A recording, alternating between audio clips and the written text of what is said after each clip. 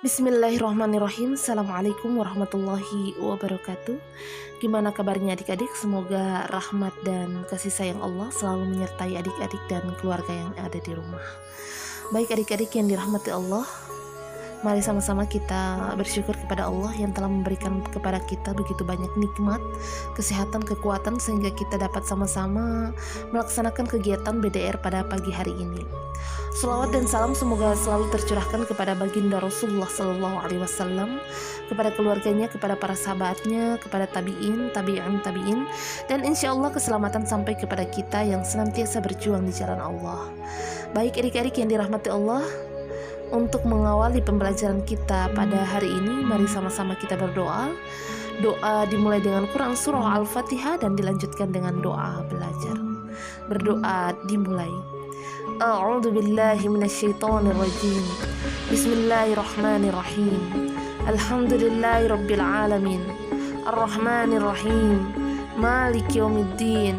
Iyyaka na'budu wa iyyaka nasta'in. Ihdinas siratal mustaqim. Siratal ladzina an'amta 'alaihim ghairil maghdubi 'alaihim waladdallin. Amin. Bismillahirrahmanirrahim. Raditu billahi rabba wa bil islami dina wa bi muhammadin nabiyya wa rasula. Rabbi zidni ilman warzuqni fahman. Amin. Baik adik-adik yang dirahmati Allah, selanjutnya kita akan membahas tentang strategi dakwah Islam di Indonesia ya. Pada minggu lalu kita sudah membahas tentang bagaimana Islam di Indonesia, masuknya Islam di Indonesia, kemudian ada prinsip-prinsip strategi dakwah Islam di Indonesia, dan untuk kali ini kita akan membahas tentang strategi ya, bagaimana cara dakwah Islam di Indonesia itu sendiri. Jadi adik-adik yang dirahmati Allah, agama Islam masuk ke Indonesia ini terjadi secara bertahap, tidak sekaligus ya. Jadi para mubalik dan dai pada permulaan masuknya Islam di Indonesia itu menempuh berbagai cara dan jalur yang digunakan sebagai strategi untuk menyebarkan ajaran Islam ke seluruh penjuru Nusantara yang multi etnis dan budaya. Jadi di antara strategi dakwah yang digunakan yang pertama adalah melalui jalur perdagangan ya. Seperti yang dijelaskan sebelumnya, para dai yang membawa ajaran Islam ke Indonesia ini adalah para pedagang. Sehingga sangat logis jika jalur perdagangan dipilih dan dimanfaatkan sebagai cara dan strategi dalam menyebarkan ajaran Islam. Jadi aktivitas perdagangan ini banyak melibatkan bangsa-bangsa di dunia ya, termasuk bangsa Arab, Persia, India, Tiongkok dan sebagainya. Saluran Islamiyah melalui jalur perdagangan ini sangat menguntungkan ya, karena para raja dan bangsawan turut serta dalam aktivitas perdagangan tersebut. Jadi para pedagang muslim banyak bermukim di pesisir Pulau Jawa yang ketika itu penduduknya masih memeluk agama nenek moyang. Jadi strategi dakwah Islam di Indonesia melalui jalur perdagangan ini sudah dilakukan oleh para dai sejak abad ke-7 Masehi. Kemudian yang kedua adalah melalui jalur pernikahan ya. Jalur perdagangan yang ditempuh oleh para dai sebagai strategi dakwah ini telah memposisikan mereka sebagai saudagar-saudagar kaya melebihi kaum pribumi. Sehingga kenyataan ini membuat banyak wanita pribumi yang tertarik untuk menjadi istri-istri mereka ya. Akhirnya banyak wanita pribumi yang menikah dengan para saudagar kaya tersebut. Sebelum proses pernikahan dilakukan ya, para saudagar yang sejatinya dai itu terlebih dulu membimbing mereka untuk memeluk agama Islam dengan mengucapkan 2 kalimat syahadat tentunya ya. Jadi pernikahan mereka ini dengan para dai kaya memposisikan mereka dan keluarganya pada status sosial terhormat ya. Di sisi lain, keberhasilan para dai menjadi bagian dari keluarga pribumi yang umumnya bangsawan itu juga memberikan berkat tersendiri bagi dakwah Islam. Jadi hal tersebut karena proses dakwah dilakukan dalam keluarga bangsawan semakin mendapat kemudahan ya. Para bangsawan itu memiliki posisi penting di dalam masyarakat sehingga proses Islamiyah menjadi semakin lancar pastinya. Islamisasi melalui pernikahan pengaruhnya lebih besar jika menikah itu dari kalangan yang berpengaruh ya, atau bangsawan dan pengusaha. Misalnya perkawinan Putri Campa dengan Putri Brawijaya atau Sunan Ampel dan Nyi Gede Manila ya. Berdasarkan Babat Cirebon ya disebutkan tentang pernikahan antara putri Kaum Ngaten ya dengan Sunan Gunung Jati. Begitu juga di dalam Babat Tuban diceritakan tentang pernikahan Raden Ayu Teja dengan Syekh Abdurrahman. Bahkan pernikahan antara kaum bangsawan tersebut pada akhirnya melahirkan kerajaan-kerajaan bercorak Islam. Kemudian yang ketiga melalui jalur pendidikan ya. Sebagai ikhtiar memantapkan proses Islamisasi di Indonesia, para dai kemudian mendirikan lembaga pendidikan ya. Lembaga pendidikan Islam yang dirintis adalah pesantren. Di lembaga inilah para dai atau biasa disebut dengan kiai ya atau ajengan dalam bahasa Sunda melakukan interaksi dengan para santri dalam kegiatan belajar mengajar terkait dengan ilmu keislaman melalui berbagai pendekatan. Jadi para santri inilah yang di kemudian hari melanjutkan proses dakwah Islam di kampung mereka masing-masing ya, setelah mereka dianggap menguasai ilmu keislaman yang memadai. Dari pesantren inilah semua kalangan masyarakat dapat masuk dan belajar tanpa membedakan status sosial. Pesantren-pesantren tersebut menjadi basis pendidikan Islam yang bagi seluruh lapisan masyarakat. Oleh karena itu, semakin banyak masyarakat dari kalangan bawah yang memeluk agama Islam dan mendalami ilmu keislaman. Jadi model pendidikan yang tidak mengenal kelas sosial ini memiliki andil yang sangat besar dalam menyebarkan ajaran Islam ke seluruh penjuru Nusantara. Jadi dapat ditarik kesimpulan bahwa peran para kiai dengan pondok pesantrennya dalam proses Islamisasi ini sangat besar sekali ya terhadap perkembangan Islam di Indonesia. Jadi semakin terkenal kiai, semakin terkenal pula pesantrennya, yang dampaknya membawa pengaruh positif ke daerah yang sangat luas. Pada masa pertumbuhan Islam dikenal adanya pesantren Ampel Delta milik Sunan Ampel ya di Surabaya dan pesantren Sunan Gil di Gresik atau Jawa Timur. Kemudian yang keempat adalah melalui jalur kesenian ya. Jadi bidang kesenian menjadi jalur yang ditempuh para dai dalam menyebarkan ajaran Islam di Nusantara. Bidang kesenian yang digarap sebagai strategi dakwah yaitu seni wayang, seni bangunan, seni pahat, seni tari, seni musik, dan seni sastra. Khusus seni wayang, dai yang paling populer dalam pementasan wayang adalah Sunan Kalijaga ya. Tentu kita semua kenal Sunan Kalijaga ya. Sebagian besar cerita wayang masih diambil dari cerita Ramayana dan Mahabharata, tetapi muatannya diganti dengan ajaran Islam dan nama-nama pahlawan muslim ya. Begitu juga di bidang seni bangunan ya, para dai membangun masjid-masjid dengan corak Islam tanpa meninggalkan budaya lokal yang ada sebelumnya. Di antara bukti-buktinya adalah banyaknya bangunan masjid yang bercorak campuran ya, seperti Masjid Agung Demak, Masjid Agung Kesepuhan Cirebon, Masjid Agung Banten, Masjid Kudus, dan lain sebagainya. Kemudian yang kelima adalah melalui jalur politik ya. Ada pepatah mengatakan agama raja adalah kaumnya. Jadi logika tersebut tidak disia-siakan oleh para dai saat itu sampai kini. Banyaknya para penguasa memeluk Islam, otomatis kekuatan baru secara politis telah lahir. Jadi para raja yang sudah memeluk Islam mulai memanfaatkan kekuasaannya untuk mempengaruhi rakyat yang berada di bawah kekuasaannya. Jadi pada umumnya kebanyakan rakyat masuk Islam setelah rajanya masuk Islam ya. Islamisasi melalui jalur politik tidak sebatas rakyat dalam kekuasaannya, tetapi meluas ke berbagai wilayah di luar daerah kekuasaan. Jadi Islamisasi melalui jalur politik juga dilakukan pada saat Raja Muslim memperluas wilayah-wilayah yang baru yang rakyatnya belum mengenal Islam. Jadi raja-raja juga banyak mendatangkan guru agama Islam sebagai penasihat agama. Misalnya di Banten dikenal dengan Kiai Dukuh ya, sebagai penasihat Maulana Yusuf, dan Syekh Yusuf dari Makassar, penasihat Sultan Ageng Tirtayasa, atau Ki Agung selaku penasihat Sultan Hadiwijaya dari Pajang, dan Juru Mertani penasihat Penembahan Senopati dari Mataram ya. Kemudian yang keenam adalah melalui jalur tasawuf ya. Tasawuf juga berperan karena memudahkan penerimaan masyarakat non-muslim terhadap budaya Islam. Begitu juga melalui tasawuf, Islam mudah diterima oleh orang-orang yang telah memiliki dasar-dasar ketuhanan yang benar. Jadi tasawuf merupakan ilmu yang membicarakan tentang bagaimana cara seseorang untuk mendekatkan diri kepada Allah Subhanahu wa taala melalui penyucian diri ya. Nah, selanjutnya adik-adik yang dirahmati Allah, kita akan membahas tentang perkembangan dakwah Islam di Indonesia. Jadi pada bagian ini, adik-adik akan mempelajari secara singkat perkembangan dakwah Islam di beberapa daerah di Nusantara. Yang pertama adalah perkembangan dakwah Islam di Sumatera. Perkembangan dakwah Islam di Nusantara dimulai dari Pulau Sumatera, yaitu pantai barat Sumatera Barat, menjadi pintu gerbang awal masuknya Islam. Melalui daerah tersebut, Islam berkembang ke seluruh penjuru Nusantara ya.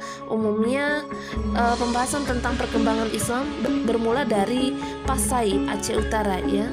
Dai yang pertama kali menyebarkan Islam di daerah ini adalah Abdul Arif, seorang mubalik dari Arab yang berdakwah melalui jalur perdagangan. Jadi setelah berkembang di Pasai, menyebar dengan cepat ke daerah-daerah lain, yaitu Pariaman di Sumatera Barat ya. Ulama terkenalnya adalah Syekh Burhanuddin ya. Dakwah dilakukan secara bertahap sebab adat di Sumatera Barat sangat kuat. Namun dengan kesantunan sikap dan kepiawian para ulama, akhirnya masyarakat Sumatera Barat dapat menerima agama Islam dengan baik. Ya, untuk menunjukkan ketaatan mereka kepada syariah Islam, mereka membuat semboyan adat bersendi syara bersendi kitabullah ya. Adat istiadat ini yang dipegang teguh di masyarakat Sumatera Barat adalah adat yang bersendikan Islam. Selanjutnya, pertengahan abad ke-15 agama Islam masuk ke Sumatera Selatan. Mubalik yang paling berjasa membawa Islam ke Sumatera Selatan adalah Raden Rahmat atau dikenal dengan Sunan Ampel ya. Kemudian yang berikut adalah perkembangan dakwah Islam di Pulau Jawa ya. Menurut sebagian ahli sejarah bahwa Islam sudah masuk ke Pulau Jawa sejak abad ke-11 Masehi, dibawa oleh para pedagang Arab dan para mubalik dari Pasai. Hal ini juga menjadi salah satu bukti bahwa Islam sudah masuk di Sumatera sebelum abad ke-11 ya. Daerah pesisir utara Jawa Timur menjadi prioritas kunjungan para mubalik. Sementara di Jawa Tengah, dakwah Islam berpusat di Demak. Dakwah Islam di Pulau Jawa tidak dapat dilepaskan dari peran para mubalik yang dikenal dengan sebutan Wali Songo ya, atau Wali Sembilan, atau juga Sembilan para wali ya. Para wali ini kemudian mengkader masyarakat setempat untuk melanjutkan estafet dakwah Islam di seluruh wilayah Nusantara, terutama di Jawa. Kemudian murid-murid Wali Songo menyebar ke berbagai penjuru Nusantara untuk menyebarkan ajaran Islam ya. Kemudian perkembangan dakwah Islam di Kalimantan. Mula-mula Islam masuk di Kalimantan Selatan, dibawa oleh para pedagang bangsa Arab dan para mubalik dari Pulau Jawa ya. Perkembangan Islam di Kalimantan Selatan sangat pesat dan mencapai puncaknya setelah Majapahit mengalami kemunduran pada pertengahan abad ke-15. Setelah itu Islam masuk ke Kalimantan Barat ya, dimulai dari Muara Sambas dan Sukanada. Melalui dua daerah inilah tersebar ke seluruh Kalimantan Barat. Islam sampai di Kalimantan Barat atas usaha dakwah para pedagang dari Johor atau Malaysia ya, serta ulama dan mubalik dari Palembang. Sementara perkembangannya ke wilayah Kalimantan Timur, terutama di Kutai, dilakukan oleh Dato' Ri Bandang ya. Kemudian yang berikut adalah perkembangan dakwah Islam ke Maluku ya. Para pedagang muslim dan para mubalik banyak yang datang ke Maluku sambil menyiarkan agama Islam. Daerah-daerah yang mula-mula dimasuki Islam di Maluku adalah Ternate, Tidore, Bacau, dan Jailolo. Islam sudah masuk di Maluku sejak abad ke-15 ya. Kemudian yang berikut adalah perkembangan Islam di Sulawesi. Jadi Islam masuk di Sulawesi pada abad ke-16, dibawa oleh Datuk Ri Bandang dari Sumatera Barat, dai yang juga menyebarkan Islam di Kutai, Kalimantan Timur. Kerajaan Goa di Sulawesi Selatan merupakan daerah yang menjadi prioritas dakwah Islam ya. Raja Goa yang bernama Karaeng Tonigalo masuk Islam setelah bertemu dengan Datori Bandang. Kemudian atas usul Datori Bandang, Raja Goa berganti nama dengan Sultan Alauddin ya. Melalui wilayah Goa, Islam terus berkembang ke daerah-daerah lainnya seperti daerah Talo ya dan Bone. Selanjutnya adalah perkembangan dakwah Islam di Nusa Tenggara. Jadi pada abad ke-16 Islam masuk di Nusa Tenggara dibawa oleh para mubalik dari Bugis ya atau Sulawesi Selatan dan dari Jawa. Mula-mula agama Islam berkembang di daerah Lombok atau suku Sasak. Dari daerah Lombok secara pelan-pelan Islam tersebar pula ke daerah-daerah lain di Nusa Tenggara. Selanjutnya kita akan membahas tentang perkembangan ilmu pengetahuan dan kebudayaan Islam di Indonesia.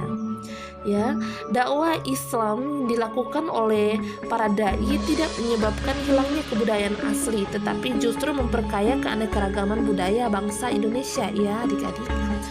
Kemudian kebudayaan asli yang baik dan sejalan dengan syariat Islam terus dipertahankan serta dikembangkan sesuai dengan pola budaya Islam dalam wujud akulturasi budaya.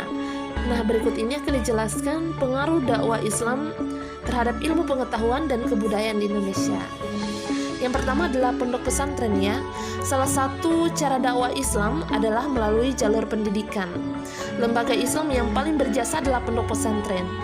Lembaga yang sering disebut pesantren ini dipimpin oleh seorang kiai ya dalam bahasa Jawa atau ajengan dalam bahasa Sunda, dan muridnya disebut santri.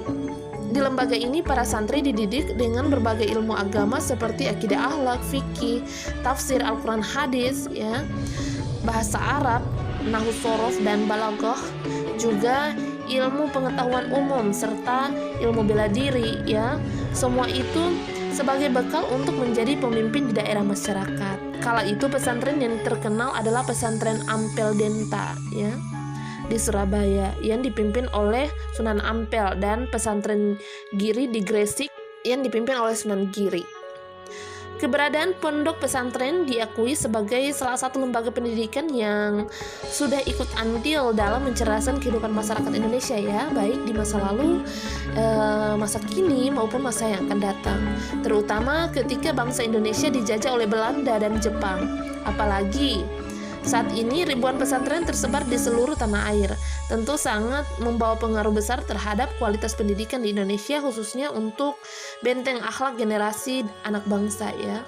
Kemudian yang berikut adalah seni bangunan. Jadi peninggalan Islam tampak dalam bentuk bangunan seperti masjid ya, Masjid di Demak yang didirikan oleh para wali songo, yang salah satu tiangnya terbuat dari potongan kayu yang disebut dengan tatal ya. Masjid Kudus yang didirikan oleh Sunan Kudus memiliki bentuk menara yang menyerupai candi ya. Ciri-ciri masjid di Indonesia adalah atapnya berundak-undak, ada menara ya, dan letaknya selalu berada di sebelah barat alun-alun. Kemudian yang berikut adalah keraton seperti Keraton Sukarta, Keraton Cirebon, Keraton Surosoan Banten ya, serta Keraton Yogyakarta. Kemudian yang berikut adalah makam. Makamnya seperti makam para sultan dan para wali dan para raja ya. Selanjutnya adalah tulisan atau aksara ya. Sebelum ajaran Islam masuk, aksara Islam dipengaruhi oleh huruf Pallawa ya dari India. Setelah ajaran Islam masuk, berkembang huruf Arab sehingga banyak karya sastra ditulis memakai huruf Arab Melayu. Menurut ajaran Islam ya, terdapat larangan membuat gambar atau lukisan berbentuk makhluk hidup, sehingga berkembang seni membuat tulisan Arab yang sangat indah yang disebut dengan kaligrafi. Ini merupakan karya seni yang sangat tinggi nilainya ya, dapat dijumpai dalam nisan Sultan Malik As-Saleh di Samudra Pasai dan bangunan-bangunan masjid serta galeri seni atau di tempat-tempat lainnya. Kemudian yang berikut adalah seni ukir. Jadi selain kaligrafi, ada juga seni pahat dengan tulisan Arab yang indah yang dipahatkan di kayu yang disebut dengan ukiran ya. Hal ini dapat dilihat pada masjid-masjid. Contoh ukiran Jepara pada dinding Masjid Matingan di daerah Jepara, keraton-keraton, nisan, makam atau gapura ya. Kemudian yang berikut adalah seni sastra. Jadi pengaruh dakwah Islam dalam sastra dapat ditemukan dengan adanya syair dan hikayat ya. Salah satu karya sastra yang mencerminkan Islam adalah Suluk, yaitu kitab yang menjelaskan masalah tasawuf. Kemudian yang berikut adalah sistem kalender. Sebelum Islam masuk dikenal penggunaan kalender Saka ya. Setelah masuknya budaya Islam dikenal penanggalan Hijriah yang berdasarkan peredaran bulan. Adapun tokoh-tokoh yang berjasa merintisnya adalah Sultan Agung dari Mataram, sehingga kini dikenal adanya sistem kalender yang merupakan penggabungan dari penggalan Masehi, Saka, dan Hijriah. Kemudian yang berikut adalah seni pertunjukan dan perayaan. Jadi di bidang seni pertunjukan, peninggalan seni bercorak Islam yaitu tari-tarian seperti tari Saman dan Seudati dari Aceh. Kemudian seni bela diri seperti silat dan debus dari Banten, serta seni wayang yang merupakan media penyiaran dakwah Islam. Di Yogyakarta dan Surakarta dikenal perayaan Sekaten yang dirayakan setiap bulan Rabiul Awal dalam rangka memperingati Maulid Nabi Muhammad SAW ya. Kemudian perayaan Panjang Jimat di Cirebon yang dilakukan pada bulan Syuro atau Muharram dalam rangka mengenang meninggalnya Hussein, cucu Nabi Muhammad SAW. Masyarakat Jawa mempunyai tradisi yang ditandai dengan membuat bubur yang dikenal dengan nama bubur Syuro dalam beberapa perayaan lain di masing-masing daerah ya. Adik-adik yang dirahmati Allah, selanjutnya kita akan membahas tentang perkembangan organisasi-organisasi Islam sebelum kemerdekaan. Sebagai ikhtiar pembaharuan pemikiran bagi umat Islam dan adanya keinginan terbebas dari cengkraman penjajah, lahirlah berbagai organisasi Islam dengan ciri khasnya masing-masing ya. Secara garis besar organisasi Islam tersebut terbagi menjadi dua, yaitu ada yang mendirikan organisasi keagamaan dan sosial, dan ada juga yang bergerak di bidang politik ya. Organisasi-organisasi Islam yang memberi pengaruh terhadap perkembangan Islam di Indonesia yang pertama adalah Serikat Dagang Islam atau SDI, didirikan oleh Haji Samanhudi di Solo pada tanggal 16 Oktober 1905 ya. Kemudian yang berikut adalah Serikat Islam atau SI, didirikan oleh Hos Cokro Aminoto di Surabaya pada 10 September 1912. Organisasi ini merupakan kelanjutan dari Serikat Dagang Islam ya. Kemudian yang berikut adalah Muhammadiyah, didirikan oleh Kiai Haji Ahmad Dahlan di Yogyakarta pada 18 November 1912. Jadi organisasi ini bergerak di berbagai kehidupan umat dan juga banyak memberikan sumbangan tentang pembaharuan pemikiran Islam ya. Kemudian yang berikut adalah Al-Irsyad, didirikan diantaranya oleh Syekh Ahmad Sukati di Jakarta tahun 1914. Organisasi ini bergerak di bidang pendidikan dan sosial keagamaan.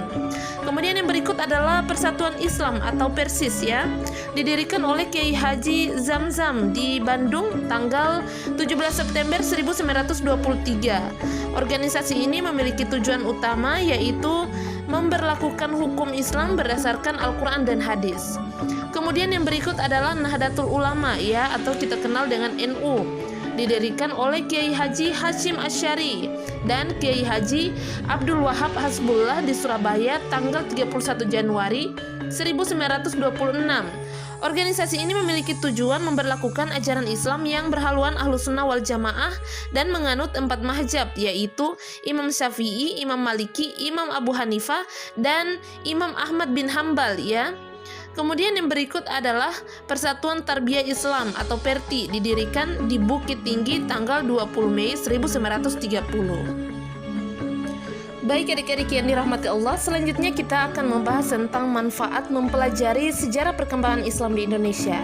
Ya, jadi berikut ini akan Ibu ulas ya, apa saja manfaat dari mempelajari sejarah perkembangan Islam di Indonesia. Jadi yang pertama adalah pentingnya tarik ya, atau sejarah Islam dapat diperhatikan dari kenyataan bahwa sebagian dari isi kandungan Al-Quran adalah tentang sejarah. Sejarah tersebut dikemukakan Al-Quran sebagai kisah yang indah tentang peristiwa yang dialami umat manusia di masa lalu, ya. Sebaliknya, sejarah kelam sebaiknya tidak ditiru dan harus dihindari serta dijadikan pelajaran agar kita jangan sampai terjerumus. Orang yang tidak mengenal dan mengerti sejarah akan mendapat kesulitan dan cercaan karena mereka tidak dapat melihat pelajaran apapun dari sejarah umat manusia terdahulu. Ini berdasarkan Quran Surat Ar-Rum ayat 9 sampai dengan 10, ya. Kemudian pelajaran lain yang dapat diambil dari sejarah adalah mengungkapkan kebenaran hakiki sehingga manusia dapat mengambil ibroh dalam kehidupannya. Selanjutnya adalah melalui tarik atau sejarah perkembangan umat Islam di Indonesia, kita pandai membaca perubahan zaman dan menganalogikan perkembangan tarik dengan realitas yang dihadapi. Oleh karena itu, kita mampu membuat perisai terhadap perkembangan zaman atau yang disebut dengan Ghazul Fikri, ya, dengan menguatkan kesadaran berislam yang lebih baik lagi.